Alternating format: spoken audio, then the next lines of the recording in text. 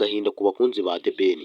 Aka kanya tuvugana The Ben ari mu marira akomeye cyane ari guterwa n'umugore we Pamela. Aka kanya tuvugana The Ben waje kumva ngahuye adakoze n'igitaramo ejo afite mu munsi w'ejo. Aka kanya tuvugana umugore wa The Ben ntago ari gutaha mu rugo kubera uwo bita Mugisha Benjamin yarakaye yabaye igisamagwe nk'uko bivuga ngo ni igisamagwe. Aka kanya ahindukiye igisamagwe rimwe Melody Mwandagaje ngo bari kuvuga yuko wa The Ben ari uwa Bruce Melody. Bari kuvuga yuko umwana neza neza asa n'uwo bita Kinyuzi Bruce Melody icyamamare mu nkuba.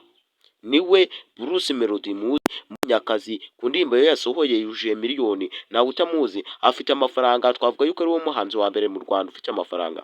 Yakubise Bruce Melody amukubita akanyafu kunda, yamwogoshe inda, ariko Bruce Melody araje amwogosha uruhara, agiye kumuhindura uruhara n'ako gacongo nk'ak'Abahinde, agiye kumuhindura agasimba.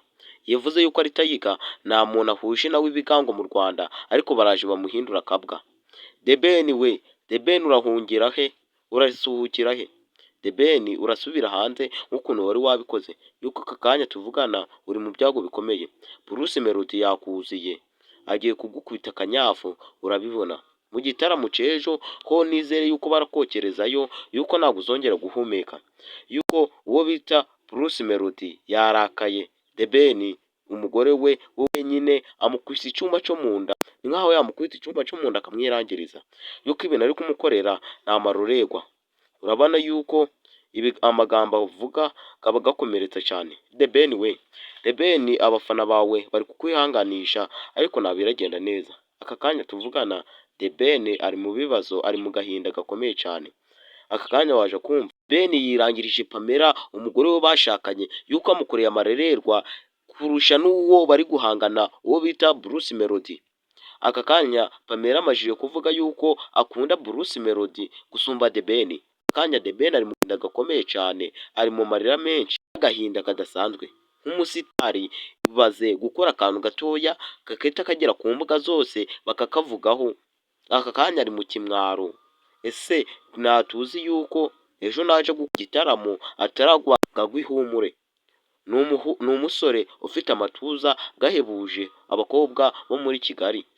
Pamela namwanga ntago arabura umukunda, kandi na Pamela ni umukobwa umwe ku mubumbe, afite nyashi zahebuje abagabo bo muri Kigali. Ni abahanzi benshi bamwifuza ariko batamubonye. Aha natuzi ukuntu biragenda. Ese uribuka yuko akavideo Pamela yafashe gukezana n'undi musore bari kwikaraga, bari kwijugunya? Ako kavideo nanzi nimba wakabonye. Ntiwabonye uko katangiye video Pamela ari kwiyerekana, akamwereka nyashi akazikaraga akazibirindura bijugunya, gasita yuko afite inyashi zimeze neza fresh. Uzibonye nawe uri umusore ni ukwita ndembe haguruka. Ariko The Ben yaramwihangiye, ariko reka abandi bana bamukuryane. Melody yuko agiye kumukujyana urabibona.